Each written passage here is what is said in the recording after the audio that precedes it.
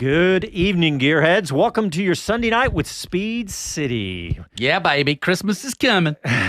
Christmas came early about a week ago at Formula One, but yeah, we got a lot to talk about, boys. It didn't for Mercedes. Depends on. Hey, for the fans, it came early. This John Massengill, and sitting in the studio with Jonathan Green and Les Kaiser. Gentlemen, I think I want to start there. I want to start with Formula One last week. I mean, it feels like it's been about 3 weeks. There's been so much discussion, but I want to give our take on what happened. We've heard everybody's take on the planet, and it's all simmered down. Mercedes has withdrawn their final appeal and everything, but I'm going to start with you, Jonathan. All right. I mean, let me preface this. You and I and Les all agree with one thing. Formula One is the pinnacle of motorsports. We want our technology the best. We want the fastest cars. We want the best drivers. We also want the best rules and the most logical, fair, and consistency of those rules. Right. That's to me the most important thing. So I'll just set it up with that. Yeah. Now I've had a really good look at it, and obviously listened to everybody's opinion on it, and I have worked pretty round the clock to try to see. I mean, I think we called it right at the time. In the post show afterwards, we were all elated that we got a last lap. Piece of sport, as Michael Massey said to Toto, hey, this is a motor race, and he wants to finish under green conditions. There isn't the possibility of a green-white checker as they do in both NASCAR, Trans Am, and in fact most American sports, motorsports, because of the fuel situation. Right. Explain that, though. Basically they fuel these cars to an inch of their life, as it were, so that you just cough and splutter over the line. So you can't suddenly go, well, we'll do an extra 2 laps. Right. And a green flag, so you understand, you're under safety in NASCAR, you're going round and round, and they go, okay, we haven't got enough time, so we're going to do a green-white checker, which means it becomes the last, it's penultimate lap, but you're racing the penultimate lap. The next lap is the checker, even if you've run out of laps. Yeah, so we would have had 6.4 miles. No, it's not to say that NASCAR don't run out of Abu Dhabi. Yeah, it's not like NASCAR can't run out of fuel too, but generally they don't fuel them with it. You've got to have enough. Right. You've got to have a liter anyway for inspection. So make it 2 liters. 2 liters, exactly. Well, no, you got to have 2 liters because the team's going to keep 1, and FIA gets 1 for their testing and analysis. Yeah, Dave O'Neill said that's kind of an insurance policy, and Dave O'Neill, former Haas sporting director, is explaining that that's your insurance policy, that you draw 2 pints, 2 liters, so that they can do it. I'm ready for a pint. But anyway, you draw 2 liters. Well, if you're going to the bar, I'll have one too. No, they're all stat. Yeah, there we go. But so I see what you did. They draw 2. Yeah, look at there. That's quite good. So that's how you have that, and it's your own insurance policy, so you know the fuel is the same. All of this kind of thing. I mean, you asked my opinion, or you're asking, I've explained what happened, right? And why he couldn't do the green-white checker. So his choices were twofold, John. His choices were red flag it, giving everybody a chance to put new tires on, not just Verstappen, and also create the order that you want. And there's nothing wrong with letting the cars go through. It should have been all the cars, but on the fly, he made a decision time-wise to bring the safety car in and let him race. So, there's no saying he's not evil. Michael Massey was trying to make a motor race. But he hadn't seen what was going. I mean, he hadn't time because people are lobbying him to see that in that time period, Verstappen had come in and got soft tires. We all knew more than he did. Yeah, because we're watching, and he's being lobbied, which is wrong as well, by Toto and and everybody else. Meanwhile, he's trying to clear up a wreckage of Latifi's car and keep millions of viewers entertained. So it's an impossible task. And everybody's safe amongst all that wreckage and everything. Right, and so you all but said it. What Michael Massey did is within his authority. Correct. He didn't break any rules. No. Bob Varsha was on with us, and he said, and he's right. It was within the spirit of the sport. It was in something that you can't, document every scenario for the rules. The important thing is you understand the spirit of the sport, what the intent of the sport is, and most specifically, what the product of the sport is, which is racing. Yeah. And the irony is, I mean, he was damned if he did. What unfortunately, if that happened with 30 laps to go, no one would have been probably that fast. Because Verstappen would have got ahead and maybe Hamilton would have fought him against for another 5 laps or come in and got soft tyres and then taken him on again. There's all sorts of permutations. It was just unfortunate that the decision he made meant that one person... So, in other words, there was 2 scenarios to finish the race. One was the one he did, which was effectively his own version of the green-white checker, because it basically said, all right, we've got to bring the safety car in really quickly, so let's push through these cars before they even get round and just get them out the way, and then Verstappen will be second, gloves off, race. Great, but he's gone in and checked tyres. The other option would have been, by the rules on consistency, which is what you asked, he should have finished it under safety because there wasn't time for the full field to get round, and therefore the World Championship would have gone to Mercedes. And therefore you can understand why Toto, and they led most of the race, they got the start. I mean, if you look at the whole day, Lewis got the start, starting from second, won the start, got into the lead, pulled away, got a 13-second lead, and got thwarted in the end by both Checo holding him up, and by the situation with Massey. So you've got to feel for Hamilton and Toto's hard luck story. But then again, it's the evil. It's like Brady. He's like, deflate gate. We all went, definitely. We're all in the toilets, deflating the ball because they're so successful. So I think there's a little bit of a touch of that. Yeah, I think there's some of that for sure. Okay, here we go. Good argument. It's weak. Oh. So what if Lewis led... we might have to extend the show. Yeah, there we go. So what if Lewis led the most laps in this final race? I'd knight him for it. I was very confused when they announced that his knighthood. I was going, wait a minute, we already call him Sir Lewis Hamilton.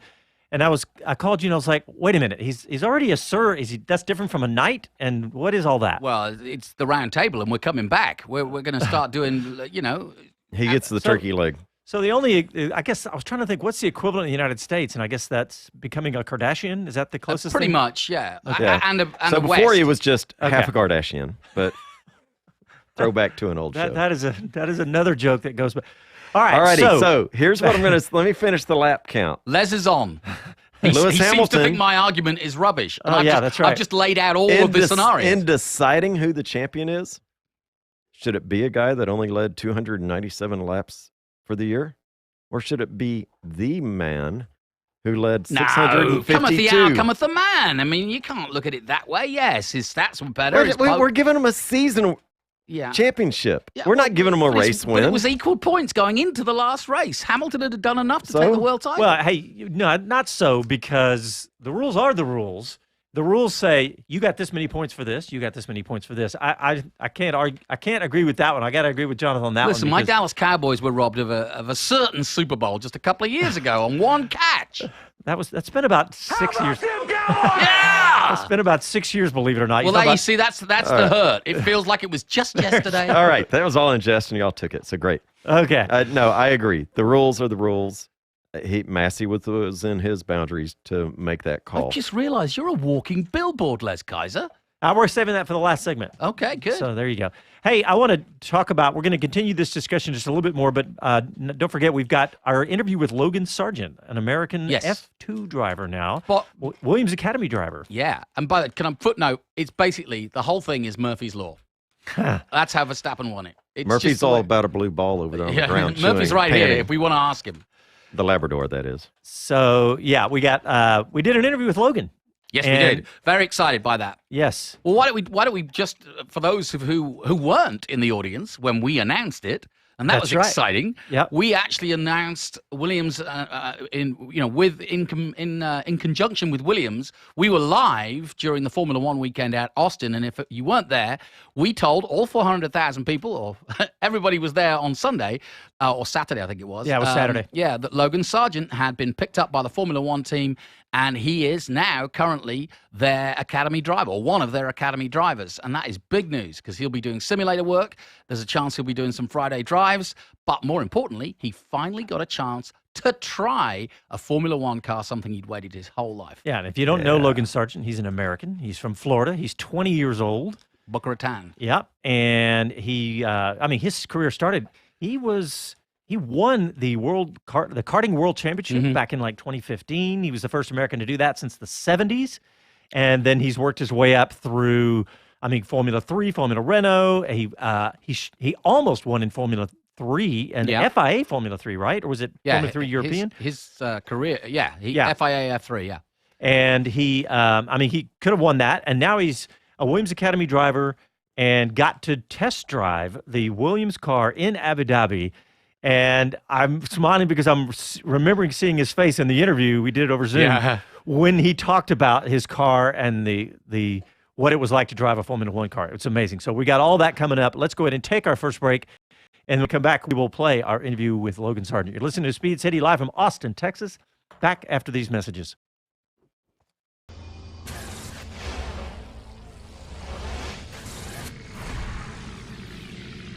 Hi, this is Bob Varsha, commentator for Sports Cars, Barrett-Jackson, Collector Car Auctions, and more. You're listening to Speed City. Welcome back to the fastest hour in radio, Speed City. All right, welcome back to the show. We're going to play some clips from Logan Sargeant here in just a moment. We caught up with him yesterday, but I want to talk about the rest of the show, too. We are going to talk about, each of us are going to talk about our favorite moments in motorsports from 2021. Mostly F1. As you guys know, we spend a lot of our time talking Formula One, and we do the Formula One pre- and post shows on national radio every Grand Prix weekend. Got a little break from that, back to our Sunday night routine.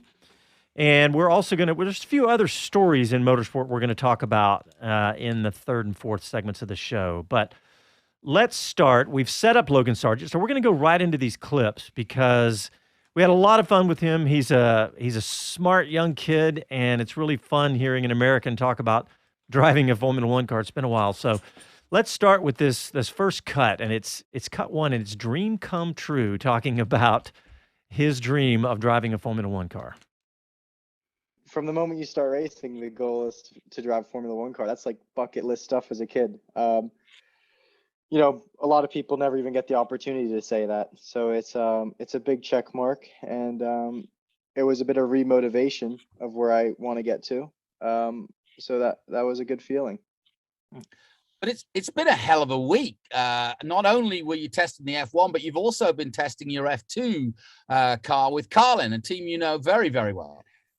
Yeah, it's been a busy 5 days. The F2 testing as well went very well. As you said, I've been with Carlin in the past, so settled in really quickly. I knew most of the team already, so that made it quite easy. And we got a lot of laps in, and to be honest, by the end I was tired of doing laps at Yas Marina, so I'm ready to get to another track. All right, so let's look at the next clip. The next one is what we ask him. What it's like to drive an F1 car for the very first. Well, you asked him, was it the braking? Was it the speed? Yeah, I asked him what stood out the most. You know, going from F3, F2 to F1. Was it the braking, the cornering, or the acceleration? So let's hear from Logan Sargeant again. Initially, when you put your foot down, the power is pretty awesome. But that you actually adapt to quite quickly. I felt like within a few laps, I was already, familiarized with that. I think what takes slightly longer is just being able to use the power the downforce and grip. It's absolutely insane. The mid-corner speeds are just insane. That's the only word I have for it. It's on. You can't even describe it. The amount you feel the whole force through your body. The G-force is just out of this world. Did it make you think about your physio and how much you're going to have to work on your neck and certain muscles, or do you think you'd be up to speed fairly quickly? Well, physically, I did okay. Obviously, as you said, the neck is the hardest part. Obviously, I'm going to continue to work my neck, not just for if I ever get that shot again, but also for F2. I'm just going to be in the best condition I can be. I think the forces that you're pulling in a Formula One car, the only way to really, really be on top of that is to have many days in the car. I'll obviously stay best prepared as I can, but it's never going to be easy when it's just sort of one-off days. Logan, I'm thinking about how you can stay connected with the American fans, obviously through your social media and through Williams.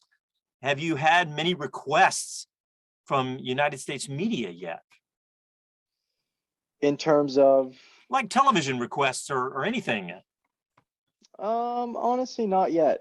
And to be honest, I've been so busy lately. I haven't been on top of it all. I've just been pretty focused on what I've had in front of me. Obviously, going to your first F1 day, it's it's pretty full on. So that's sort of the only thing you're thinking about. So yeah, I haven't been paying too much attention to it all. Well, let's for the sake of the record, let's make sure that people listening to this know where to find you. Give us a rundown of your social and Williams as well. So my socials are just Logan Sargeant. That's it. All lowercase, nothing special about it. And yeah, that's it. Cool. Well, Logan Sargeant, I know you're about to get on a plane. We're going to let you go. We really appreciate your time. We are going to be watching here from America, and we're going to have you back as often as the team will allow. No worries. Thank you, guys. I appreciate the support. Have a great Christmas, my friend, and we're so looking forward to next season, and we'll be with you all the way. Thank you so much. I'll be doing my best. All right, we still got a couple clips left. I know we were saying goodbye to him there, but we still got a couple clips left. But that's okay. Yeah. And also, I think it's a good time to kind of explain, he really is a diamond in the rough. People don't know who he is because, like Alexander Rossi, when he was back at Caterham, same story. He moved to Europe after winning that world title in karts. And so he grew up racing karts in Europe and in the World Championship. And then he stayed, and he's going to be – there's another clip where he talks about how he's living in London and all the rest of it. So, I always think that if you've spent the right amount of time, and he has, in Europe, then you've got a shot. Yeah. I was kind of using the opposite explanation of that, talking to somebody about, well, why aren't the American kids coming, why are they all going to IndyCar instead of going to Formula One and whatnot? And I said, well, let's talk NASCAR instead. And I said, most of the drivers coming into NASCAR are American because this is where the hottest development track is for NASCAR. Mm-hmm. And I said, yes, there are NASCAR affiliations around the world, but you don't have the concentration of talent in the NASCAR. You don't have the NASCAR shops. You don't have to the degree and intensity that you do stateside. Yeah. And I said, so it's really the same thing, but it's happening across the pond for Formula One and the feeder series. Yeah, and you've got it to be noticed for Formula One, which is based in the UK, pretty much. You've got to be racing over there. I mean, it's fun. I'll add a footnote to you. There's a kid called Jacques Villeneuve racing in the European NASCAR series. Keep an eye on him. Yeah, there you go. All right, let's play a couple more clips. The next one is, I think you asked him this question, John. You were talking about what was it like to be hanging out with the F1 drivers, and then what was... Well, he was on the same track with Verstappen, right. Bottas. His times were faster than some of those guys. Yeah. So anyway, we asked him that. He did 92 laps. And then looking into next year, let's play that clip, cut 3 with the F1 drivers. It was a weird feeling just watching all the current F1 drivers like on cooldown laps, blasting past you. It's pretty insane. I'll bet. Hey, Logan, so when do you think that you'll be able to get into the car next year? Do you think it'll be a Friday at Miami would be a good one to me? In my backyard. No, I don't know. Obviously, next year the priority is going to be Formula 2. I think, quite clearly it's still going to have to come down to performing well in that. And then hopefully another opportunity arises. But as of now, nothing's confirmed, so I just need to keep working towards it and hopefully get another chance at it. Since we spoke at the Formula One weekend, do you have a clearer idea now what you will be able to contribute to Williams' development in whether it be simulator work or, just time in the garage? Yeah, for sure. I think having a 14-round calendar next year does limit me. I'm going to be at most F1 rounds, anyways, doing my own thing. In F2. I think the races that I'm not there, I'll be able to, as you said, do a lot of development work on the sim, try and do race support for them. And then hopefully get to a couple races where I can watch from the garage and learn as much as I can. Logan, so like you said, you're going to be with the Carlin F2 team. And what are your expectations for next year? You know, all things considered, it's your first year in Formula 2. I know Carlin's been there, but, you know, what do you think you can – how high do you think you can finish, I guess is what I'm asking. Well, going into every championship, you want to think you can win it. So, you know, I obviously want to win, but I'm leaving expectations out. I'm just going to simply go in and do the best I can, and hopefully that leaves us in a good position.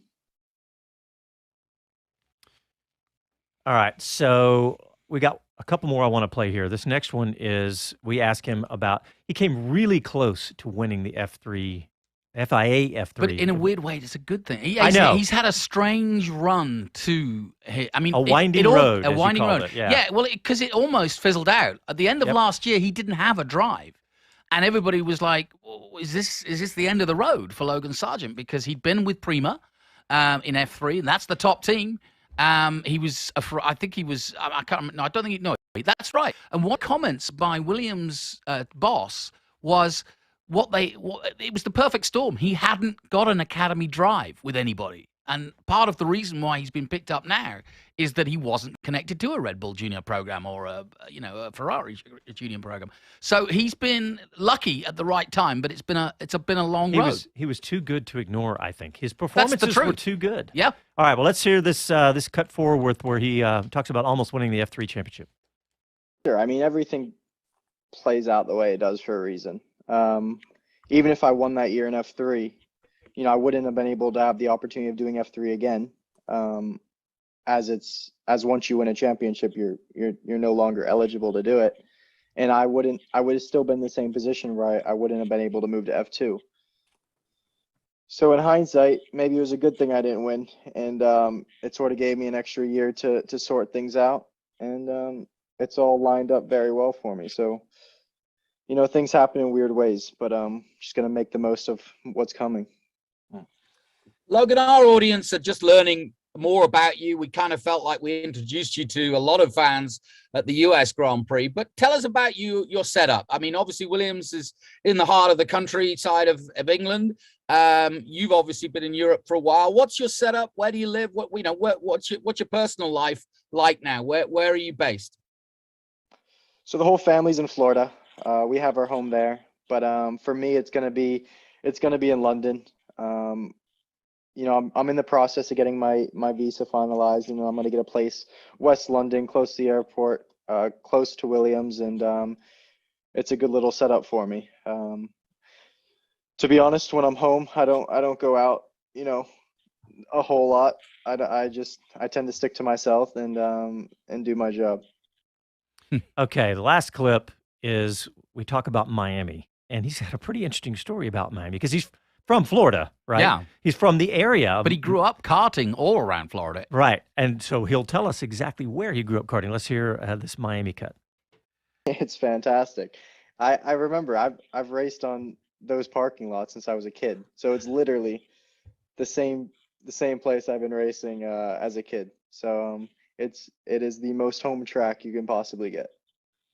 Look, and I got to ask you about the momentum. Speaking of Miami and here in Austin, the momentum that the United States fan base seems to have right now with Formula One. It's really amazing with Miami being sold out, COTA having 400,000 people, and the Netflix series. It's really amazing and good timing for you. Yeah, really good. I mean, even I was at that, you know, in that Austin weekend, seeing the crowd and getting really involved. It was pretty cool to see as well. I don't think, you know, I think it's bigger than ever in America, and I think that's a massive positive for me. I feel the momentum, but in the end of the day, it's still a performance-based sport. So it's going to come down to performing next year in F2, and then hopefully that gives me a path for the future. Logan, you've had a hell of a week. You're still in Abu Dhabi, so while everybody else has moved on and kind of said the season's over, you're still at it. But do you get some downtime over Christmas? When will you be back to Grove and back into the groove, as it were? So I'm actually gonna leave this hotel room here in Abu Dhabi in about 2 hours, and I'm heading straight to Florida. So I got a long travel day ahead of me, but it's worth it once I get home, see the family, and I'll be there for about a month and then head back to the UK. All right, guys. We're gonna go to break, but I have one last little clip. Producer, this is the one that's a pre-show clip. It's just like 15 seconds. And it was as we just got on Zoom and we were I showed him the picture of his car. I'm not sure how much he'd seen it, but I wanted to play this because his reaction was priceless. You can hear it in his voice if you're on the radio, but if you're watching on YouTube or Facebook, you can see his face. Let's play that real quick. Okay. Is that Logan in the background of your? Is that Logan in the background of your shot? Yeah, that's your car, Logan, at Abu Dhabi. That's a beautiful sight, isn't it? It truly is. All right, well, let's get started.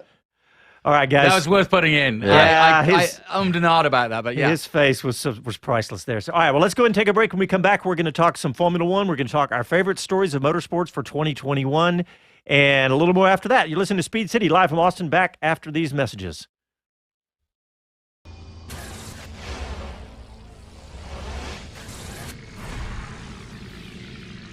Hi, this is Gene Haas, and this is Speed City. Welcome back to the fastest hour in radio, Speed City. All right, welcome back to the show. That was Jonathan Green. Don't quit your day job, as they say. Yeah. Okay, we are going to. Oh, you got a footnote on Logan Sargeant. Yeah, I just want to say, hey guys, and I'll volunteer myself. I am determined to give you every piece of information. We've got a Formula One driver, and he is the real deal. This isn't a wannabe. This isn't a, well, somebody's felt sorry because we need Americans and we're growing the sport. No, this is a genuine player. This guy is good. He's good enough. He's raced them all from Schumacher to Mazepin and everybody else. And he's now had his first F1 test. He's going to be doing simulator work. He's from Florida, so he should get the Friday drive at Florida at least. But he is here to stay. He's in the Williams Academy.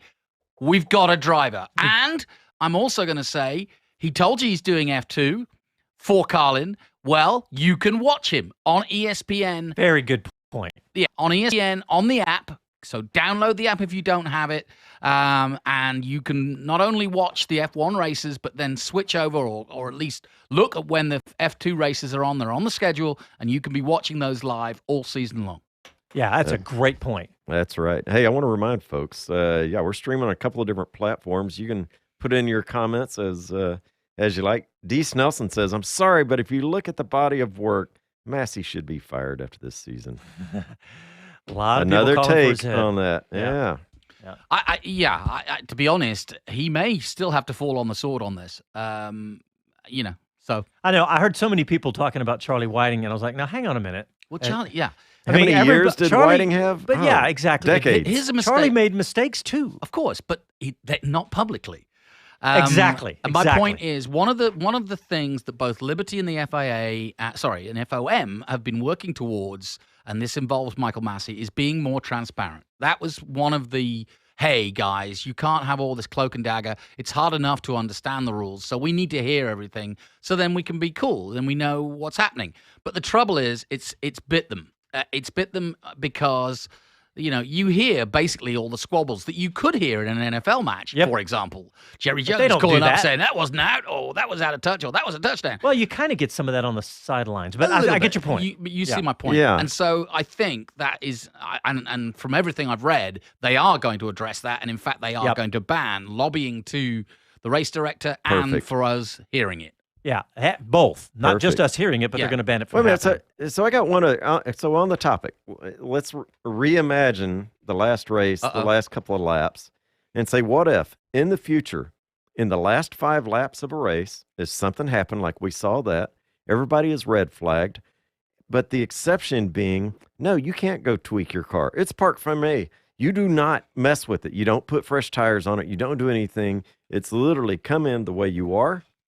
Sit there, and then we run a green-white checker series at the end. This preserves fuel consumption, preserves the Like sequence. frozen in time. Yeah. The whole race It's is as frozen close in time. as you can come is to, maybe So you'd have to fuel the cars extra, but that's not a big no, deal. you just come right in and stop on the pit and nobody touches it. Yeah, but I'm saying in order to run both, a long, slow down, Sure. You got to have a little more fuel. But that's not a problem. Those that's 2 just liters change the rules plus a little a bit. couple add of another laps. liter. Yeah. Change the fuel rules. And so just if a you little. set Exactly. that if it happens in the last Sure. 5 laps, this is what's going to happen. Yeah. I think that, I've had some great conversations with folks that are looking at different genres of racing, you were if just you will. talking to your mom about it. Yeah, Your mom and him? I tried. Mom and him. I Gee. tried. All right, boys, let's talk about our favorite moments in motorsports 2021. It doesn't have to be Formula One, but I think most of ours are going to have at least one of those in there. Les, let's start with you. Oh, man. Favorite things about 2021. Daniel Ricciardo and Lando side by side on that team. I think they were the most entertaining combination of people together. Absolutely loved that for entertainment's sake. How about one of yours? Alonso and Lando oh yeah, and Daniel Ricciardo. On the same team, he's saying, on McLaren. yeah, really good. Yeah. You know what? I'm going to go left field here a bit. I was not, as you know, I was a Verstappen fan for the end of the season. In other words, I wanted him to win it because he deserved it and he's raced so hard, right? He's broken a few rules. He's overly aggressive, and I hope that we can, deal with that. But he's put on a spectacular form. But I changed my mind in the last 2 races, and because of Saudi Arabia and because of the way Hamilton drove at both Saudi Arabia and at Abu Dhabi, and basically the last 4 races of the years, to basically put himself in a position to win the title, outstanding. His driving was brilliant up against an opponent who was willing to crash out. And that was what I was so impressed with, is that Lewis kept his head under the most extreme pressure from a kid who was prepared to crash them both out because he knew he had the advantage. And that, to me, was and also his ability to get out of the car. And unlike Toto throwing things around the garage, he walked over to Verstappen. Yeah. Oh, sorry. He walked straight over to Verstappen and congratulated him. Yeah, sure, he didn't go to the prize giving, but who the heck can blame him for that? And it looks as though the new head of the FIA is going to fine him for that because that's against the rules. I know. As well. I was like, oh, God, that also means a fine. And the new man said, if he's broken the rules, he'll pay. Well, I do agree with you, Les, that I think it was like this. They should have gone to the thing. It's like I realized it'd sound a lot better if I had a British accent. It's petulant. Oh, it is totally petulant. Yeah. What's your number? My number 1 was 400,000 people at COTA. That was my number 2. that to me, for me. Yeah. That was my number 1. To be honestly, looking up at that hill, I have never seen, because our commentary booth basically is at the last corner, so we can just crane our necks. In fact, what we do is we nip out of the booth and look through the railings, and we can see up that hill. And you're right, it was goosebumps, wasn't it? Really? Oh, I mean, we knew it on Friday. I mean, I remember walking out going, what the heck? This looks like Sunday from the other years. Yeah. And I knew this was going to be massive. And is there any truth to the rumor that people are still trying to get out now?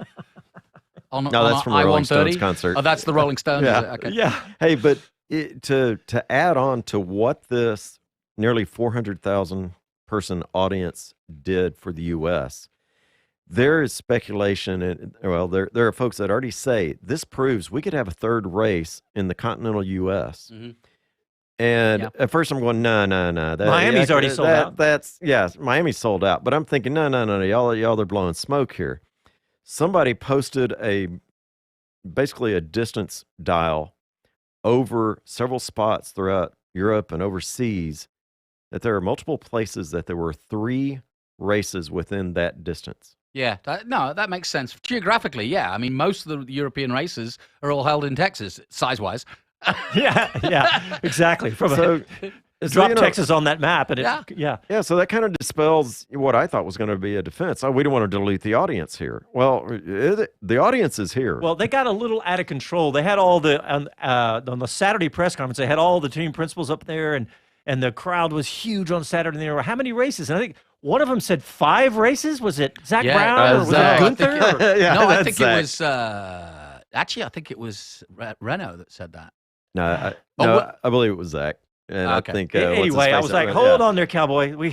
Yeah, 2 races. Let's get 2 races next year. And by the way, Coda, still this contract's the ink's not dry, but I'm hearing rumors of a 5-year contract. That rumor is purely off the internet. I haven't talked to Bobby or anything yet. Yeah, fair enough. I would like to. My number 2 was Austin, but I'll pick a moment, and the moment was an hour before the race. A tank top wearing, Longhorns basketball shirt wearing Ricardo, with a straw in his mouth, doing his best, better than my Texas interview with one of the live to all the audience cheering him on, and he was talking about his Dale Earnhardt number 3 car, and that as well. Seeing him drive that car was such a great way to marry yourself to the American audience. Yeah, that was a pretty cool moment. Absolutely. My number 2 Go on. was basically the same as you guys. I wrote down the last 2 races of the year at Saudi Arabia and Abu Dhabi. At Saudi, the final lap of Max's qualifying. Oh, that to me, I remember watching that, and I was just jumped up and was standing there an inch from the television going, oh my gosh, he's going to just annihilate Hamilton's time by like a half a second. And then he kissed the wall at the very last turn. And you think, and I'm thinking, is that where we are with Max versus Lewis right now? It's Brady Mahomes. I mean, it really is. Exactly. The 2 best. I mean, that's what I'm really hopeful for. There's rumors that Hamilton is so despondent he's going to quit Formula One. I don't think that for a minute. But I mean, how lucky are we as fans if we get to see these guys go head to head, both of them, for the next couple of years? Yeah. And the last half of my number 2 was, of course, that final lap of the race. Of the whole season. Sure. With Max immediately going for it before anybody thought he would go for it. I mean, he was going to get it. He was on the soft tires, but going for it immediately. First opportunity, yeah.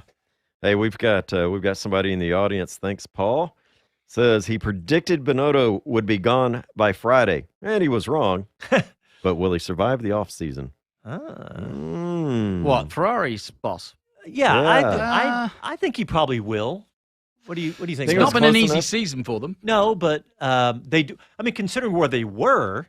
Yeah. I mean, so fair point. That's the thing. If you're moving up the ladder, even though it's still Ferrari, and if you're not in first, then you could easily be fired. I still think you better be improving.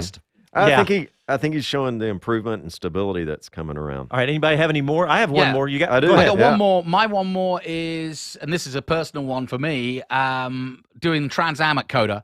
And 52 TA2 cars coming out of the last corner and diving up that hill. 52,000 horsepower. I know. I mean, honestly, that was a record number of cars.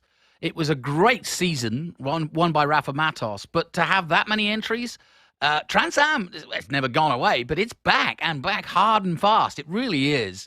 If you don't know anything about Trans Am, watch it on CBS Sports Network coming up this season. We've had a review show and it'll probably be shown again, but definitely. I know I'm a little bit biased because I work on the championship, but it really is great racing. And if you're old school and you love muscle and you love noise. I love the fact that Mr. London's voice is the voice of the American Trans Am Series. It's awesome, Jonathan, and they love you up there. So, Les, what's yours? But one last comment on Trans Am. What I love about Trans Am is you've got some of the coolest names in that. With Willie T. Ribbs, Boris Said, you've got these names that we know, that have been around a long time and involved in the racing. It's kind of where the legends are right now from a few years ago. I love that, Jonathan, and thanks for keeping pushing it. Yeah, and also, you mentioned where the young guys of NASCAR are coming as a breeding ground. It's from America, and guess where they're coming? We've got several 18, 19, 20-year-olds who are all involved because of the road courses, and there's now more in NASCAR. They're learning their road courses in Trans Am. So watch out for people like, I'll give you one name, Sam Mayer. There you go. All right, yeah. Hey, before I go to your... All right, my last one.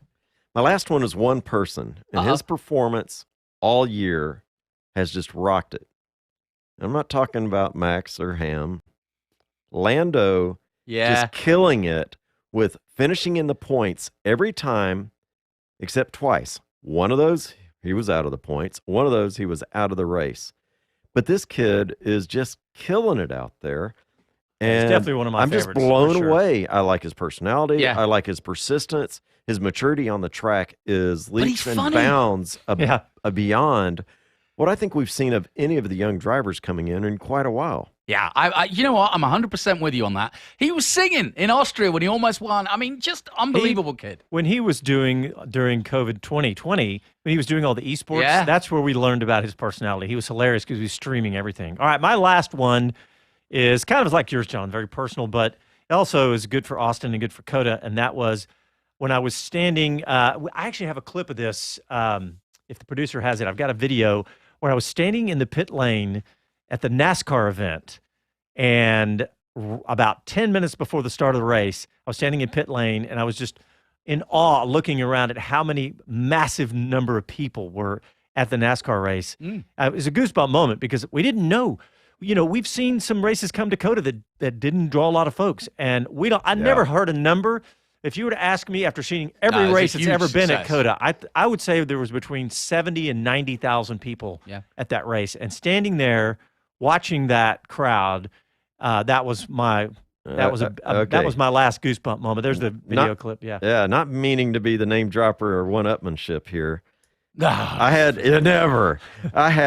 the same goosebump moment there, standing there looking at that, and looking next to me, and Richard Childress standing there. Oh, that's cool. And he is just smiling. And you know, remember, this weather was less than spectacular. I mean, people were wearing waders and floaties. And I turned to him and I said, "So what do you think of the track?" And he goes, "We better come back. And I want to drive on this track myself." Yeah. By the way, I saw that video. That video that we just showed was about 15 minutes before the race. There was a handful of empty seats, but by the time the race started, there was no empty seats in the main grandstands and up to turn one. Can I add an extra low point for if we've done all the high points? Can I add one low point? We've lost two of the great American drivers in the last month. I met one of them, Al Unser. I met him on a plane, got his autograph, still got the hat. And Bobby, who I spent a day with, and who I thought was just amazing. I mean, talk about being absolutely in awe. I didn't know much about him until I spent some time with him and started looking him up and all the rest of it, because it's not my era. But what a star, and what a family. I mean, we talk about the Andretti's a lot, but the Unsers. And in fact, there's a book coming out, Al Unser Jr., who I've spent a lot of time, and he came and commentated with me at one of the Trans Am races, because he is basically helping Chloe Chambers, one of the young girls that's in Formula 4, as well as Ernie Francis Jr. He's got a book coming out, Checkered Past. I think I love the name of that. I know. But definitely look it up, because that is going to be a good read, because it's warts and all. And if you don't know Little Al's story, it is just that. It's a checkered past, because he not only was a great driver from a great family, but he also had a lot of addiction issues. All right, I have one final high point of 2021, and it just happened. A few hours ago, we had our first YouTube video cross 50,000 views. And of all the people that we've interviewed, from Mario Andretti to every Formula One driver on the grid. Our most popular interview. Our most popular interview, drum roll please, Nikita Mazepin. Isn't that wild? And my theory is it was a great interview, but because he's a house driver, so of course we're going to make a beeline for us. The three of us went down there, and honestly, I think it's one of the few English interviews where, and our style isn't to ask about what's your qualifying choice, and ours is to learn more about him, and that's what we did. And that's what's such an engaging interview, is that he's funny, he speaks brilliant English, he's got a great sense of humor, he even used the expression Mazda spin. So the guy's he's willing to laugh at himself, but he hasn't had a great season. But I mean, he's bankrolling the team, and so I came away from that going, what a good guy. Yeah, I did too. I came away thinking this is a human. This is not, some kid who he got trouble groping and all that stuff. But no, I'm totally with you on it, because he was just totally blew away my expectation. All right, we got to go to a break, guys. When we come back, we'll have a few more stories for you in motorsport. You listen to Speed City live from Austin, Texas. Back after this break.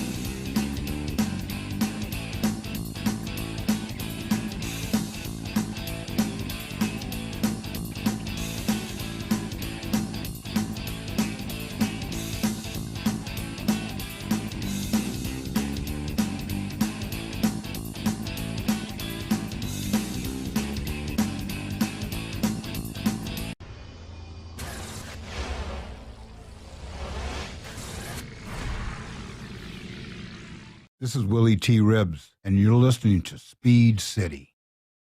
Welcome back to the fastest hour in radio, Speed City.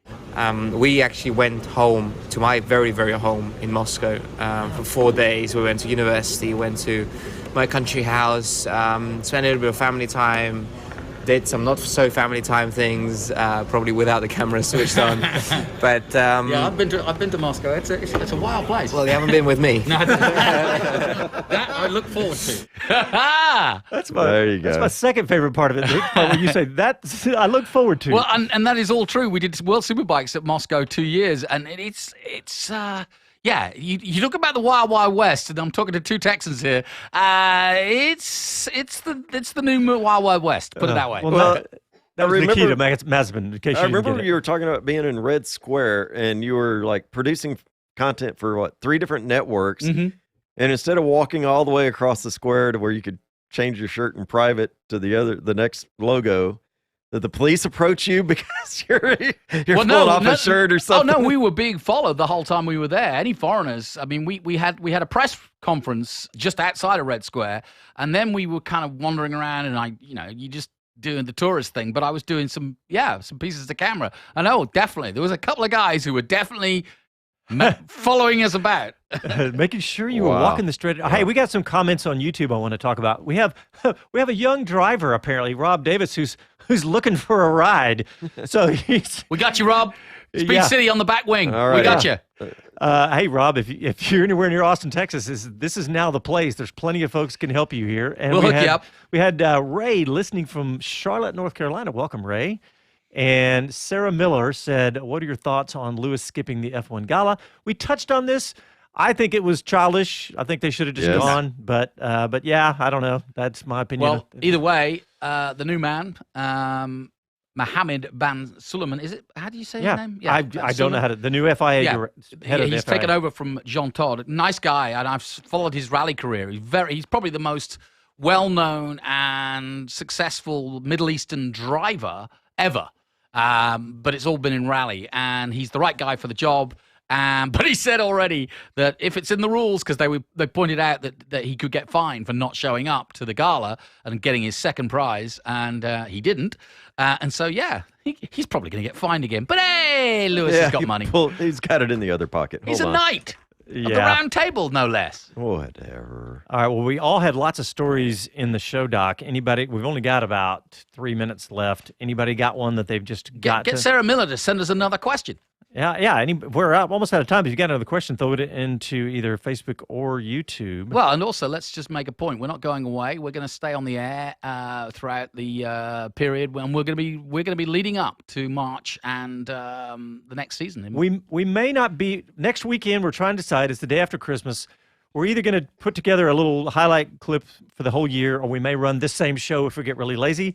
But other than that, we plan on being. There you go. And there's your answer. There's the vote from the producer, whose vote counts more than anyone. But we're going to stay, like Jonathan said, we're going to do every Sunday night until Formula One season starts again. Then we'll be back on national radio. Go to speedcitybroadcast.com to find out what that means. We're going to do every Sunday night until there's an American Formula One champion again. Hey, that's right. And we've got a Zoomcast that we're going to wrap up. We've started. You've heard us talk about the mathematical version of managing qualifying with a mathematical scientist, and so we're going to have that Zoomcast over the off season. A Zoomcast. And put it out. I don't even know what a Zoomcast is. Well, that's a very fast cast. Used to be a Mazda that went zoom, zoom, Ain't that a fishing thing? I don't know. Let me look at a couple of the stories. One of mine, I saw this on motorsport.com, and it struck me. It was talking about can America's top talent still reach Formula One? It's a really good read. In fact, I'll throw that clip. I'm going to paste that into YouTube so people can go check that out. If YouTube will, they'll let me put that link in there. But it's really good because it talks about all the drivers, including our guest tonight, Logan Sargeant, And really good article. What do you got, Jonathan? Yeah, just one thing that I wanted to, it's a small story that I saw on grandprix.com. Good website, Joe Sayed, puts it all together and always has a different angle. But Alex Wirtz came out and defended Michael Massey, saying, impossible task, first of all, to replace Charlie Whiting, but also to put up with what he has to put up with on a regular basis, having to not only control the race, but control a bunch of schoolboys who are complaining about their driver not getting enough time on the road or whatever it might be. Ray had a quick question. We got, Jonathan, I'll throw it to you. We got about 30 seconds to answer it. How was the F1 world responded to the intro of banked corners on current tracks? That's a really good question. Yeah, I love it. I'll give you my personal answer. I love it. Yeah. Absolutely love it. I loved it in Saudi Arabia and loved it more in Holland. Yeah, Zandvoort was awesome to me. That's right. You got to go to Zandvoort and check that out. That was cool. Yeah, that was a great one. Yeah. All right, gentlemen, we are done. Thanks, everybody. If you want to find out more about us, go to speedcitybroadcast.com, and we are active on both Facebook and Twitter. Trying to do more on YouTube. If you're watching, if you haven't subscribed, hit the like button. We need some likes so we can grow our YouTube account, and we'll talk to you next Sunday night. Ciao, y'all. Happy holidays. Trails.